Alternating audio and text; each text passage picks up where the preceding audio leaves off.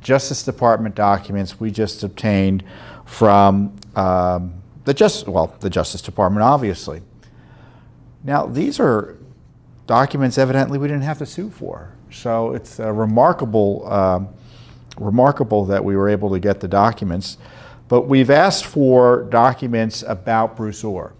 Now, this is what's important to know. Bruce Ohr is the Justice Department official who was the chief link between the Justice Department and the Clinton camp in the form of Christopher Steele, the Clinton-hired, DNC-hired Fusion GPS spy that was providing fake information to the Justice Department and the FBI about Russia and Donald Trump.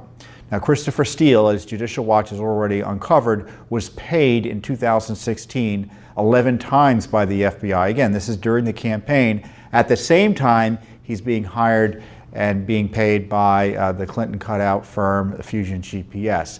So you had this joint operation between the FBI, the Obama Comey FBI, the Justice Department, and Christopher Steele to get Donald Trump. This is all happening during the presidential campaign. Judicial Watch also uncovered that Steele was fired by the FBI as a confidential informant because it turned out he was leaking when he wasn't supposed to be leaking.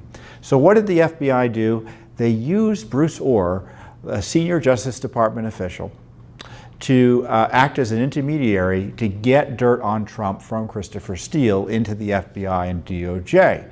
Now, why is Bruce Ohr's role important here and problematic? Well, it's problematic because once he wasn't used, because he wasn't deemed to be worthy of a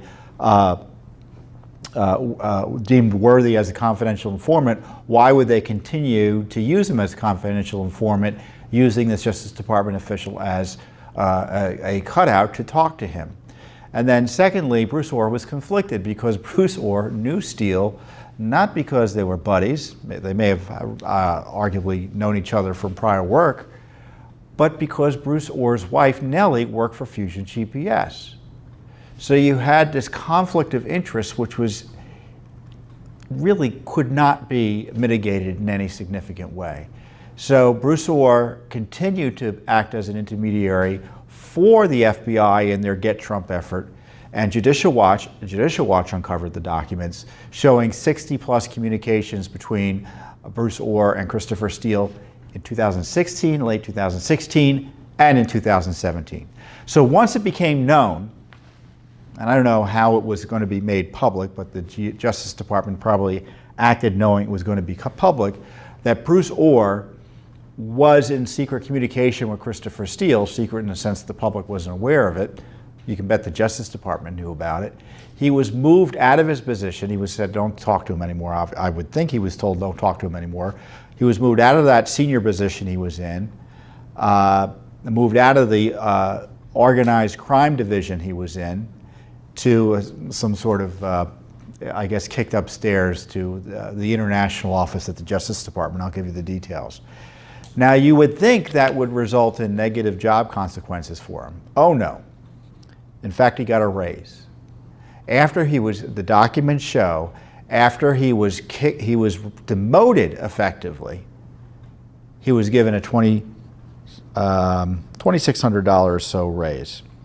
On top of that, he was given an unusual bonus as he began this intermediary relationship with Christopher Steele on behalf of the Comey FBI, $28,000. So this is what Judicial Watch is really great about. So you hear Bruce Ohr was demoted, he was moved, he was talking to Christopher Steele, and it's outrageous. Well, we agree with all of that, but we want to know the details. So when they say he was removed from his position, we ask for the personnel files showing the removal. And we know which specific documents to ask for. We ask for the communications between Bruce Ohr and Christopher Steele. Now, you would think Congress is doing that. Well, I think they try to sometimes, but they rarely get anywhere as efficiently as Judicial Watch does. So it's often Judicial Watch that's in the lead in getting these types of documents. And so we ask for documents about his removal, and these are called Notification of Personnel Action Forms, SF50, for those of you familiar with the personnel system of the United States government, and request for personnel action, SF 52 forms. And we asked for them back in January of last year. So it took them a long time for them to give them to us, but they gave them to us, or at least some of them. The documents show that on November 13th, 2016, Ohr was given a performance award of $28,000. It's a bonus.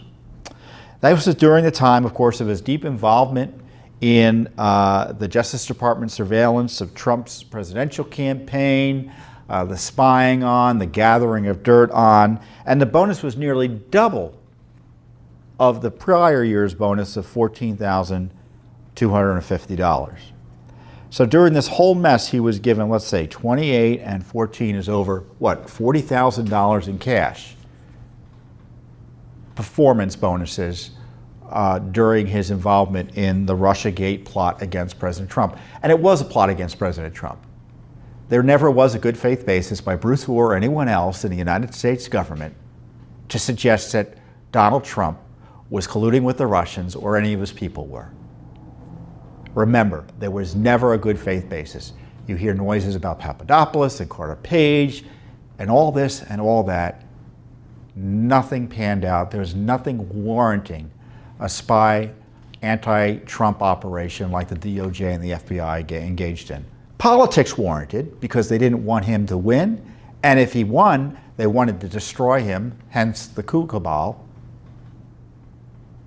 But there was no evidence. And that's why the Attorney General of the United States has expressed dissatisfaction of what he saw and has tasked the Justice Department prosecutor, U.S. Attorney in Connecticut, to begin at least investigating it, following Judicial Watch's lead. So all the big noise is made about Ohr, once it's found out, he gets removed. So we found the document when he was removed and transferred from the Organized Crime Drug Enforcement Task Force.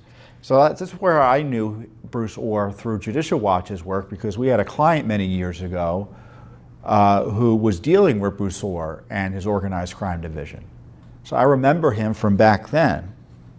And he was shifted to counselor for international affairs.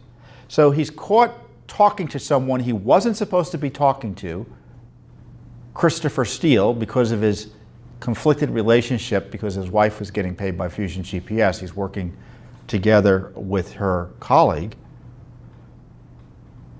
And it's a real scandal. And so what do? They give him this job, Counselor for International Affairs in the Department of Justice Criminal Division. To say the title kind of tells you it's probably not a job taxpayers ought to be funding at all. And he received a $2,600 pay increase. Only in Washington do you get caught in a scandal and get a pay raise. That's the federal government for you. But of course, it's no surprise, because what was his effort? It was designed to get Donald Trump. It was part of the coup effort. It wasn't law enforcement, it was politics. And he gets a pay raise. So Judicial Watch uncovered this. And you know, we have 5 lawsuits related to Bruce Ohr. Federal FOIA lawsuits, Freedom of Information Act, it's the document law. Just recently we found that Bruce Ohr was in conversations with the Deputy Assistant Secretary of State about the targeting of Trump with the Steele dossier. He's sending, this person sending information to Steele. And Ohr says, the State Department officials is sending information to Ohr. I really hope we can get something going here. Ohr was no neutral way station for information. He was an advocate for going after President Trump. And then there's another email between his wife and Bruce Ohr that we found, where Nellie writes, I'm going to delete the emails. Of course, they were probably Russia emails based on the context of the email. So you had the Justice Department sending improperly emails to Nellie Ohr, who worked for Hillary Clinton through Fusion GPS, and they're deleting emails of those communications. Now, if you were a private sector employee, or if you were government, or if you were a company, or a mobster, or anyone like that, and you were caught doing this, you know what happened? They do what they did to Paul Manafort and Roger Stone. They'd raid your home, guns drawn, raid your business. But when the Justice Department's committing the crimes, what's done? It's left to Judicial Watch to do FOIA work. I sure hope Attorney General Barr gets on the ball here. We also, again, I talked about the emails we uncovered through our other lawsuits showing the communications between Ohr and Christopher Steele. Payments by Christopher Steele that ended as a result of his leaking information to get Trump, because that's what he was hired to do, get Trump. So the FBI went through Bruce Ohr to talk to him, and we have the details of Bruce Ohr's communications not only with Christopher Steele, but Glenn Simpson.